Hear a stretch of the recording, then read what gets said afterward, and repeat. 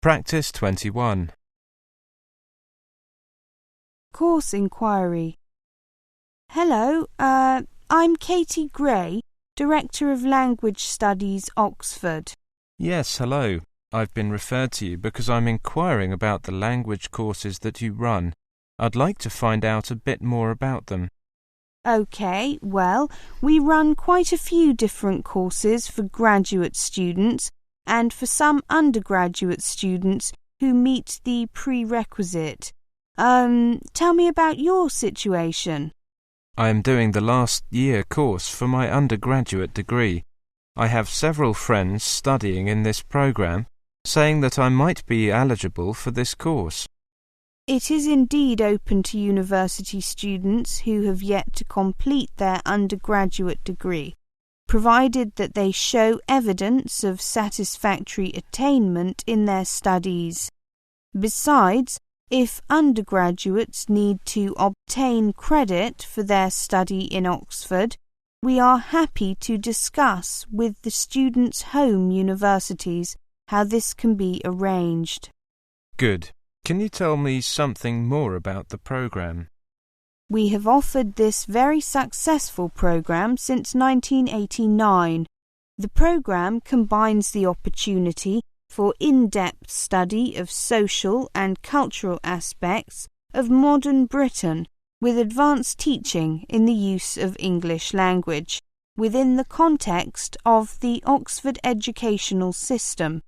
This, in turn, enables participants to develop their confidence and ability to engage in intellectual debate and critical thinking. That sounds challenging. What are some of the courses that are delivered? There are two main components in this program: English language course and the British study course. The aim of the language course is to develop both your listening and speaking skills, so that you can take a full part in university life, and to develop your reading and writing skills, so that you are able to do the research necessary for your academic essays. In your third term, you will have the opportunity to take a Cambridge or Ielts examination. And in the British study course, you will study a range of subjects, including modern British society, history, politics, religion, literature, and art history. The aim is to develop your knowledge of these subjects and to study them from a European point of view. Your language tutors will give you guidance in how to write academic essays in English. You will also study a Shakespearean play in depth and then go to a performance of that play at Stratford-upon-Avon. That's interesting. I like the idea of playing a part in the Shakespearean plays. Is that all? In the second and third terms, you will have an opportunity to focus on your own academic interest in weekly one-to-one tutorials. The tutorial topics last year ranged from linguistics to film studies, from journalism to the European Union, and from Jane Austen to international business. There used to be topics on philosophical and psychological issues in the previous sessions, but ruled out last year as the number of students involved are too limited. Are there any other courses that you run? Of course, there are courses like the study of European Union, business English, current international affairs, global business context and translation. I am really interested in these courses you offer. Can you tell me what are the prerequisites for the program? Certainly. As this is an advanced diploma course, you will need to have an Ielts score of 6.5 or above. The British Studies programme requires you to achieve at least a pass grade on all the assessed work set. It suits students whose main aim at Oxford is successful and very much focused academic study. It can constrain those students who want the freedom to taste the broad range of academic offerings at the university. For this reason, the selection procedure for transfer to the program is by examination and interview once students have been studying for a few weeks in Oxford. From what you've told me, I think this program is in line with my perspective. Thank you very much for your information. It's been very helpful. You are welcome. Hope to meet you in this program soon.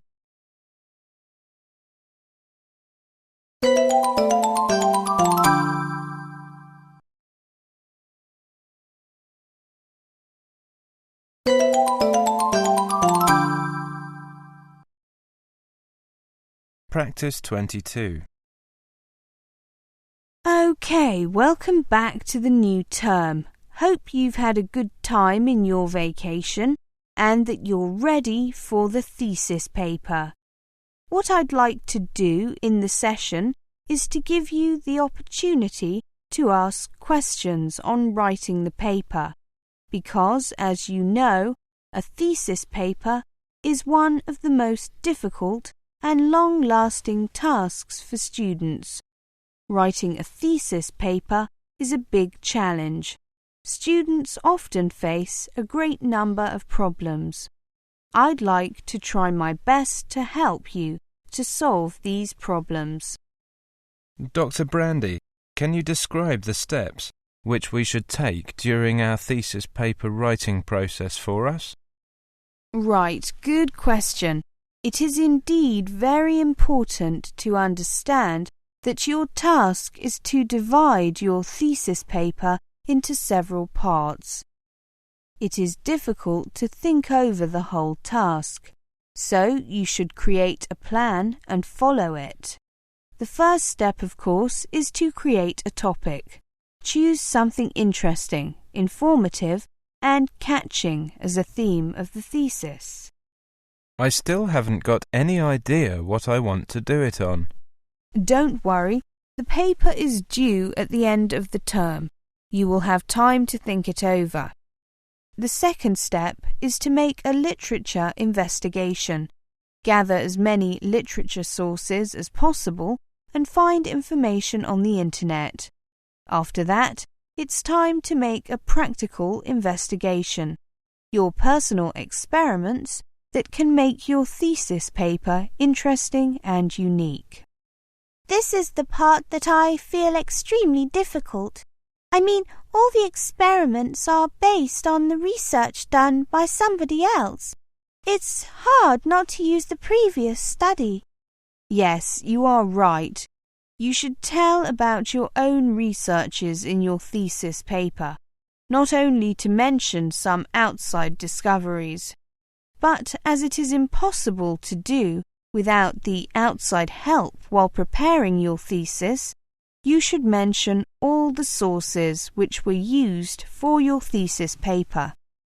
I assume the next step is the writing up then. Well, not yet. You should make an outline first. Divide all information you get into parts: thesis abstract, introductory part, main body, and conclusion. After that, you should write the results, which were received during your research. I've read some last year's thesis paper. The final part are usually the reflection, describing the strength and weakness of the paper. Exactly. This is the final step. You should show the importance of the research and decide whether the future development of your thesis paper is possible. Well, madam, is it possible that we submit the electronic file, or do we have to hand in a printed form? Thesis papers are normally presented in a printed form. In fact, you also have to do at least 3 copies of your thesis, 2 for readers during the presentation and 1 for the faculty. Are there any specific standards on the printing format? I heard it can be very strict sometimes. Of course there are. Let me check my note. Yes, it's right here. Printing requirements. 1. In printed thesis paper, you should use a 12-pitch front on A4 paper. You should print your thesis paper on both sides of the paper with double spacing. 2. Quote and notes, which were used in your thesis, should be printed in single spacing. Please hang on. Let me take it down. QUOTE and NOTES. Single spacing. Got it. Where were we? Yeah, 3. You should separate the footnotes from the general text by a black line. And the last point is there should be at least 3.5 centimetres space on the left side of the paper between the main text and the margins. Any more questions? You haven't mentioned about the word limit. How many words should we write? Sorry, I forgot that. We're quite flexible on this. Last term there used to be a limit of 25,000, but this year we'll make it 20 to 25,000. Okay, thanks. Okay, well, great. I hope that sorted a few things out. You can always come and see me or drop me a note if you've got any more queries. Fine. Thanks. Thanks.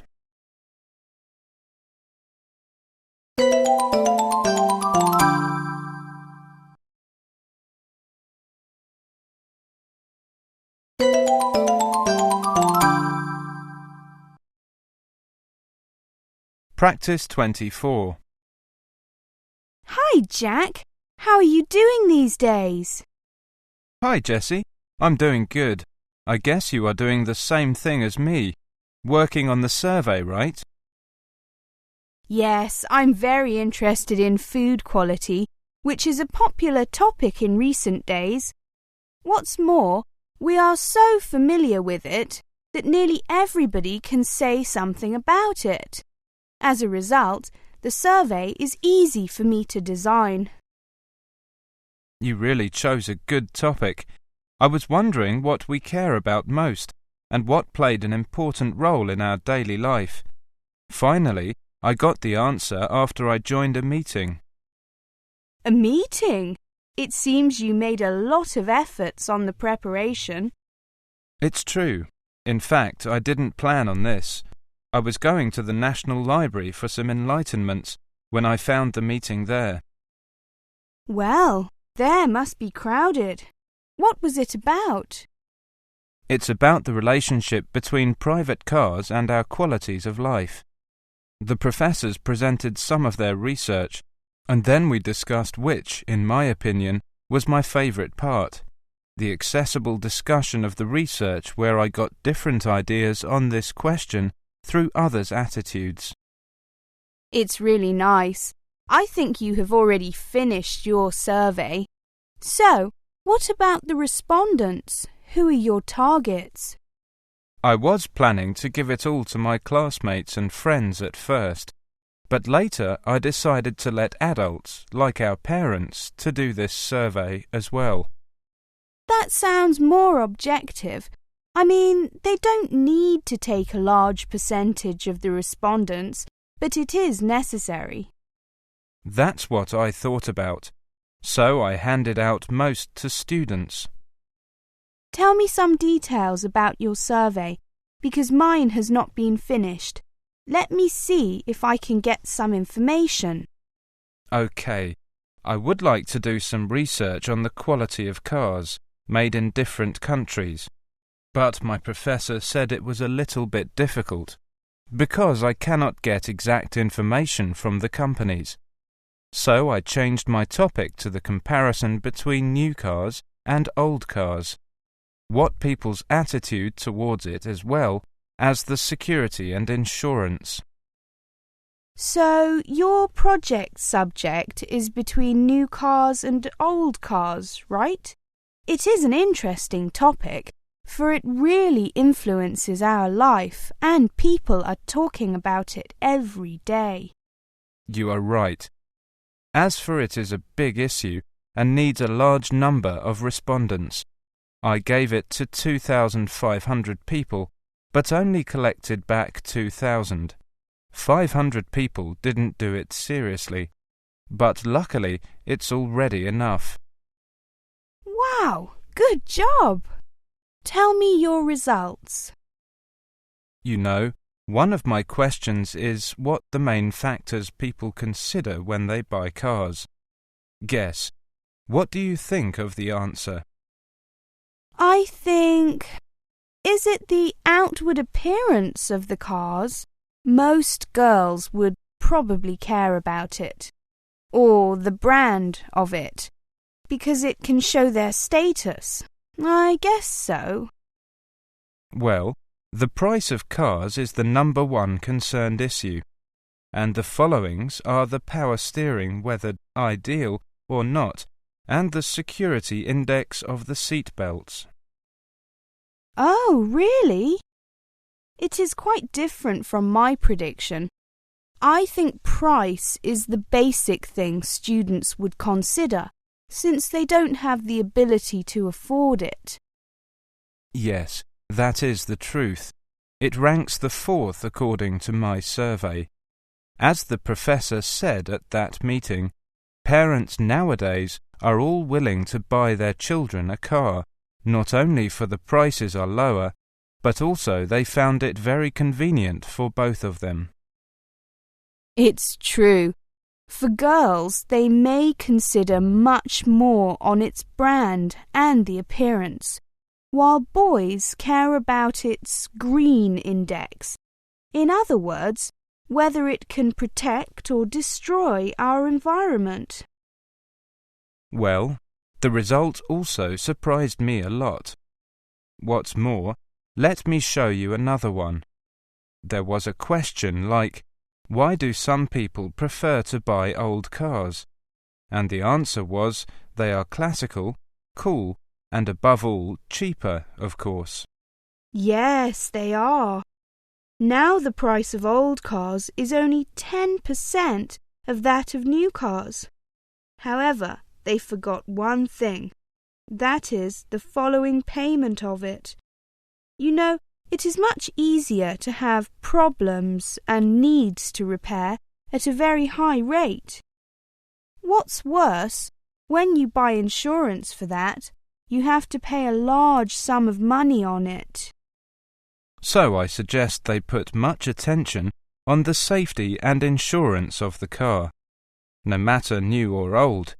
At least, that's the thing we need to consider seriously when buying them.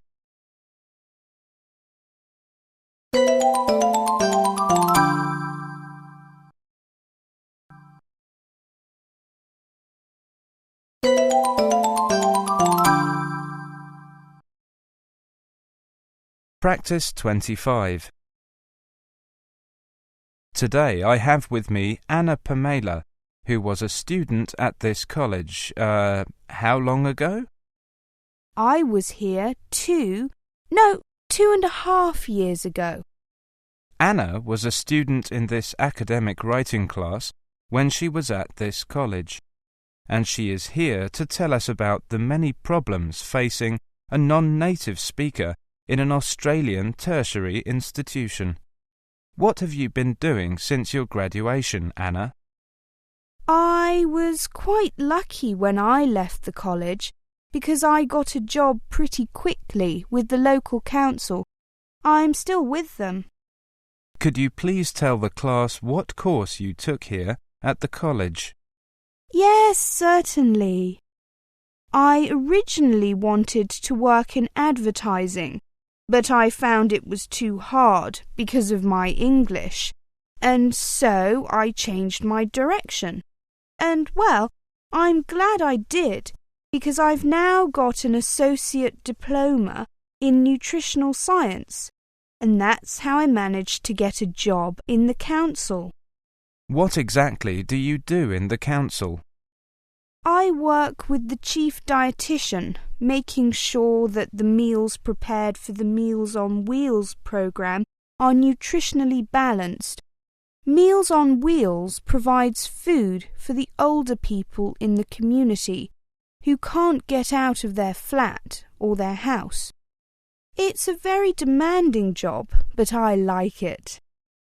You deliver food? No. I spend most of the day in a laboratory at the council. But sometimes I talk to older people to find out if the food is tasty enough and that they like it.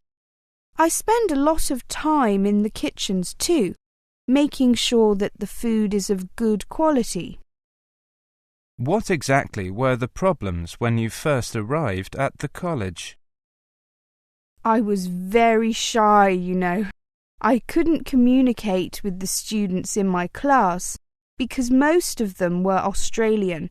My English was not very good. But I thought everything was okay until I got the result of my first examination. The tutor was worried why I was so quiet in class. I told her it was because I was afraid to ask questions. And anyway, she suggested that I talk to the school counsellor. Are there any problems that you currently have with English? Oh, yes. I used to have problems with the technical vocabulary in my field, but I picked that up pretty quickly. Now, it's mostly I have difficulty trying to understand the colloquial language of Australians. The way they express themselves is sometimes very strange. I see.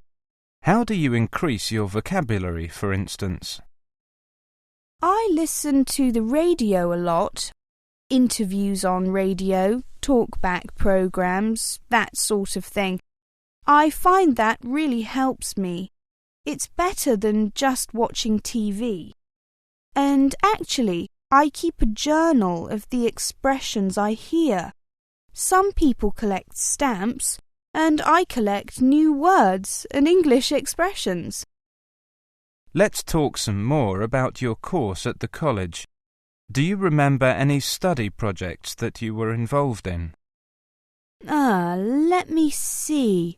Well, there was one study of the nutritional habits of Australian school children.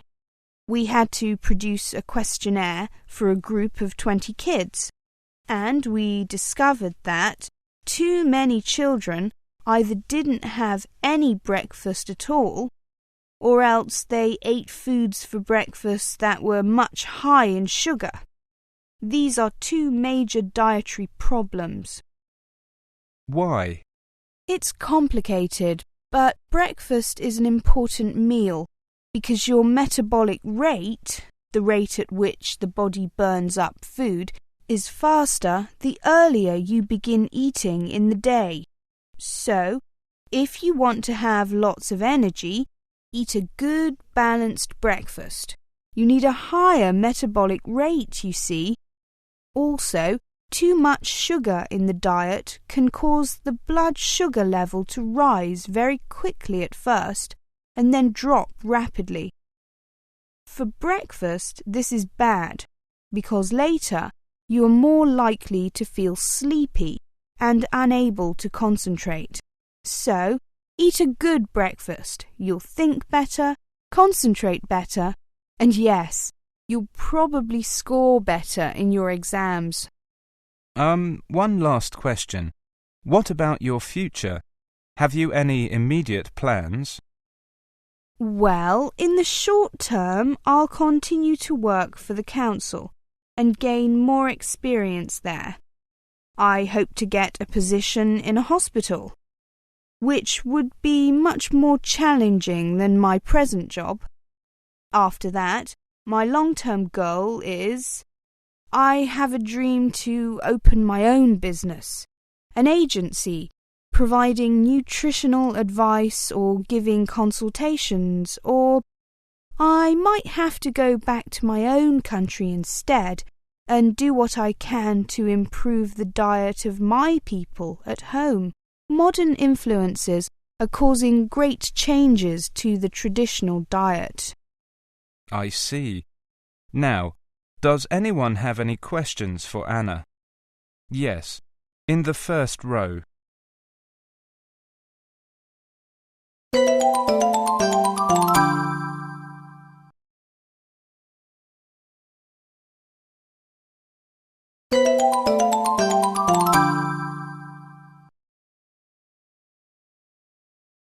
Practice 26. Hello, Good Fortune Further Education. Can I help you? Oh, hello. I am referring to you because I just found your advertisement on the newspaper. I'm looking for a study program on PC course that focuses on using computer software. Is this the right place? Of course it is. We have several programs offering courses to students who need help on PC software. Actually, we have two types of course: multiple office, which includes instruction on all the office software, and single office, which provides lessons on one of them. Also, for each type of course, we have two different levels of difficulty, depending on the computer knowledge of the students. Tell me your situation, and I will introduce the one that suits you best. Oh, I wonder if you have any program on SPSS. You know, the software on statistics. Yes, we do have course on SPSS. Good. I think I will take the single office then, but I am not sure which level I should choose. You know, I can handle the basic office like Word or Excel, but not so much on more complicated ones. I see. I think you may start from our primary course. This is mainly an introductory phase to get a basic knowledge of the software. After this, you can take the intermediate course, which will give instructions on more specific knowledge on the software. We currently don't have any course beyond this level, but we are planning to start the advanced course very soon. How long does each phase take? Let me check. SPSS. Oh, here we are. The beginning course is 12 days, 6 days per week. 12 days, I see. And I assume all the courses are taught in the computer room, because I am really looking for the hands-on practice, rather than lectures in the classroom. Don't worry. The course is composed of lectures and workshop. Each student will be provided with an individual computer in the classroom during the lecture. And for the workshop, the computer lab is open from 11 a.m. to 6 p.m. Monday to Saturday, where students can get things worked out. There will be a support tutor available in the workshop if the students need some help, but most of the learning is carried out by themselves. Oh, one more thing. It's about the attendance system.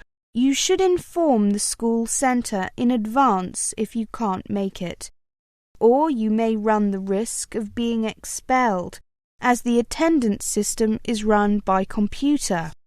Anyone who is absent for up to 3 times will be automatically wiped out from the name list. That's no problem for me. How much does the course cost? The course fee is $35, but you also need to pay a $5 registration fee and another $25 for the contents. I should also mention this is a certificate course. Those who pass the test at the end of the program will receive a certificate on PC Further Education. The test itself is free, as it is part of the course, but the make-up exam will cost an extra $28 if you fail the exam. That will allow you to resit 3 times. Fair enough. Can I register by telephone? You can make the reservation by telephone, but to register, I'm afraid you have to come to school office in person. We'll need your confirmation on the course application form. All right then. I'll drive by this afternoon. Oh, do you drive? Then I have to warn you. The school is located right in the centre of the business district. The nearest parking lot is 2 blocks from the school, and parking is rather expensive. But with more than 3 bus lines available in this neighbourhood, the public transportation is very convenient. And of course, it's cheaper than driving along. Thank you. I'll then check the bus line and see if there is one I can catch. By the way, can I pay the course fee by credit card? Yes, of course.